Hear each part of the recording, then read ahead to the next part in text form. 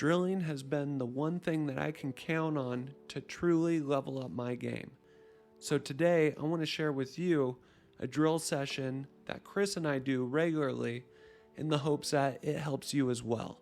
First, I'll cover the drill that we're doing, followed by what we're trying to get out of it, and some of the good and bad things that Chris and I are doing on the court with some thought behind how we can improve. I really hope that you enjoy the video. When Chris and I start off our drill sessions, we like to begin up at net with some dinks. First drill is forehand dinking cross court. Really what we're trying to do is warm up our bodies and get a feel for our shots. As these dinks progress, we'll try to push each other a little bit more by moving the dinks around within the kitchen. Some will be a little bit more shallow, some a little bit deeper, some more angle. As you can see, Chris keeps his paddle movement to a minimum, which is really helpful. And then for me, I try to keep my head still through contact. Areas of improvement is that you see them split stepping here. Really, you don't want to be split stepping much on dinks because if the guy speeds it up on you, you want your head still. Here we're doing backhand dinks cross court. The main goal here is to mix up the dinks inside the kitchen with topspin and backspin, trying to get each other off balance. One thing that I feel I do fairly well is just moving my feet, trying to stay constantly out there. However, the area that I need to improve on for sure is to make sure that the body weight isn't on the back foot. If your body weight's on your back foot, you're definitely more likely to make a mistake. Chris and I spend a lot of time doing fast hands up at net. This really helps us build our reaction speed and our hand-eye coordination. In this drill, we're trying to start off slow and build a rhythm together to eventually pick up the speed.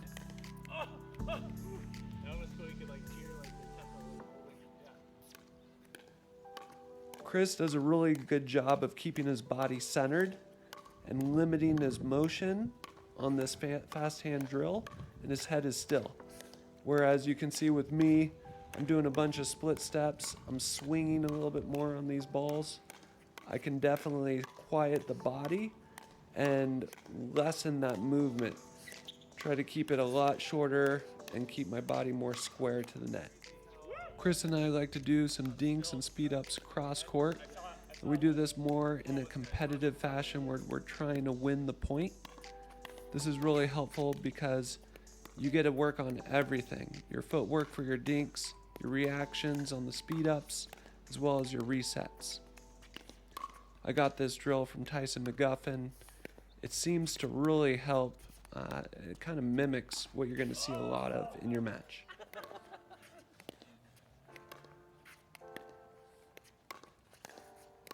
As you can see, Chris is still pretty silent with his body, whereas I'm kind of bouncing around again.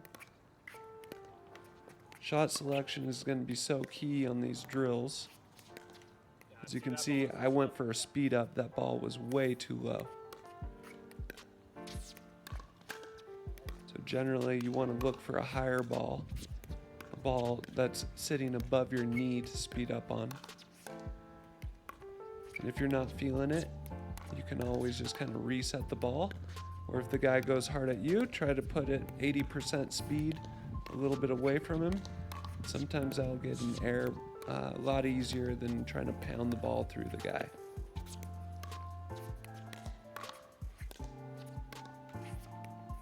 We had good patience on this point. Now we're doing the same game on the other side. Chris and I should spend the majority of our time doing this because in match play, oftentimes you're going to find players are going to try to dink cross court in a backhand exchange. Very common, they'll slice it like this, and then the other player will make an error. Chris went for too big of an angle there. The kitchen's 7 feet, right? So placing the ball with a little bit more margin would definitely be helpful. I was on my back foot there, as mentioned previously, right? Better footwork. Get to the position that you want to be in so then you can hit the ball the same way each time, optimally. Chris won this point, but we're just out there having fun, trying to improve, so we keep it going. Shot selection is pretty key. So if he speeds it up on me and I handle it, sometimes he'll reset it and vice versa. In this drill, you have one player up who's working on rolling the ball deep to the player's feet or below their knee level. The player who's in no man's land is trying to reset the ball, ideally into the kitchen or below the net player's knee.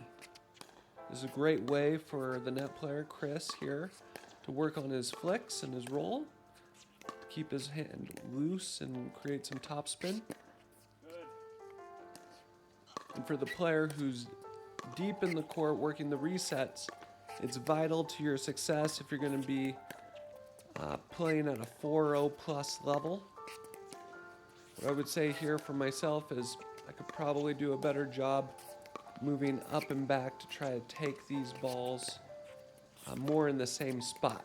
In this drill, I'm kind of just holding my position and taking them as they come.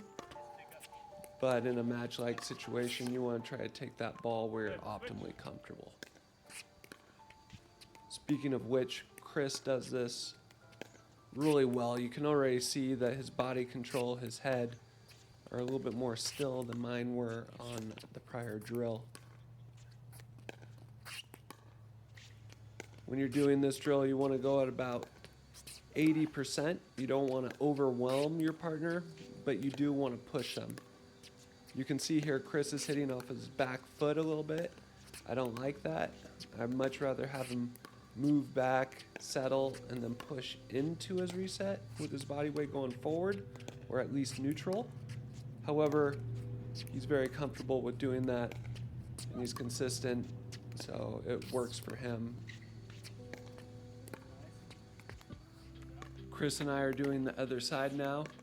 One of the things to take into account when you switch sides is to try to open up your backhand. I'm standing too far over to my left because my forehand reset is better than my backhand reset. However, for this practice, I really should be more towards that center line, giving Chris a nice target to my backhand so that I can work on getting better with that.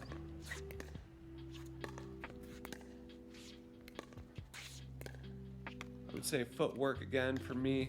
Adjust the feet so then you can take the ball more in the same spot each time would be ideal. Same thing for Chris over here on this side. I would make the same recommendation. Generally, people need to work on their backhand resets more than their forehand resets. So open up that court on the left-hand side, move a little bit more towards the center.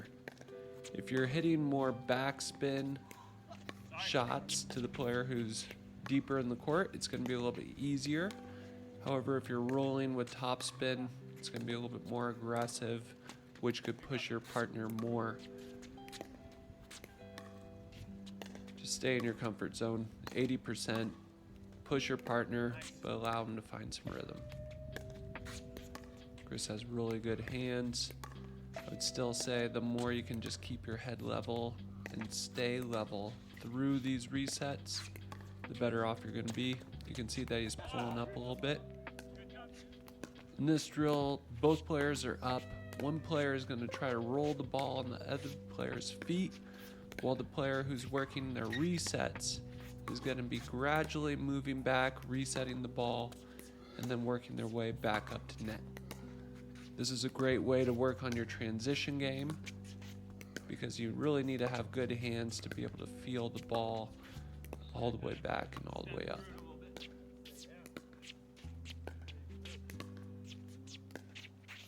As you can see, Chris is hitting off his back foot again. Like mentioned previously, wouldn't recommend that, but he's very comfortable with it.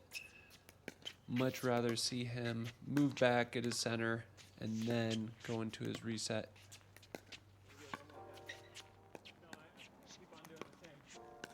For the other side, again, you see how we're predominantly using forehand dinks here, or forehand resets.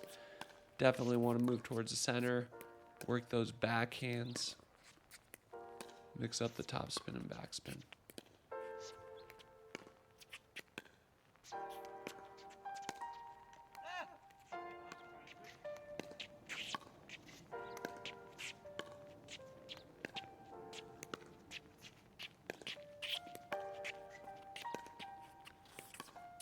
Chris does a really good job just kind of feeling the ball. Short, compact resets. That's what you want. Best to keep it simple.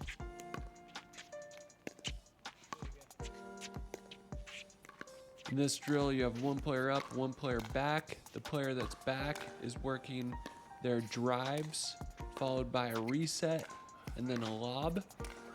The player that's up at net is trying to just keep their wrist firm and reset that ball back as they drive it through the ball.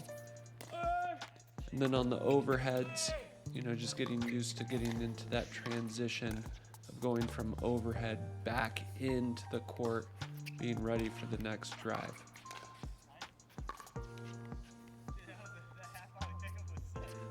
This drill is a great way to practice handling a banger, because if the other guy is driving the ball hard, you want to try to pin them deep in the court. They're not going to be able to do that forever. It also gives you an opportunity to work on your counter attacks.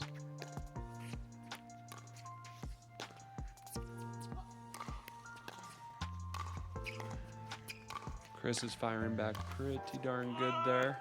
Had to keep my strokes pretty compact.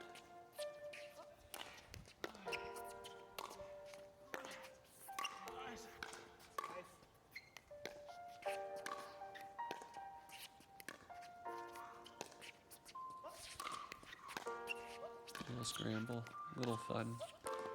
That's what it's about, having fun with these drills. This drill, you're working your serves, returns, and third shot resets. This is a really good way to get your confidence up on your serves. The server is going to be trying to hit the ball deep. Primarily, I'm going to be hitting the ball deep to Chris's backhand to give him some good practice there. That's what we're going to be seeing in our matches quite a bit. And then I like to try to reset the ball into that kitchen for us to get up there and do our dinking. For Chris, he wants to hit that return within 3 feet of the baseline consistently, almost to where that shadow is. If he does that, we have a really good opportunity at pinning the guys back there.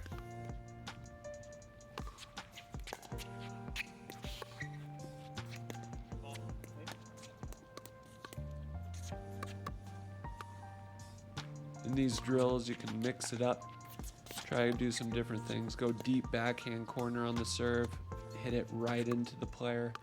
Try to find out where your guys' strengths and weaknesses are, and then drill them up. One of the big keys for competitive pickleball is getting that return deep. If you can get that return deep at the higher levels, it's really hard to come up if you're able to attack that return and then the fourth ball. Hope you guys enjoyed the video. Let us know what you think by leaving a comment below, and share any drills that you like to do with your partner to level up your game. As Chris and I continue to learn and develop, we'll be back sharing with you guys more drills and skills. I'll see you guys on the court soon.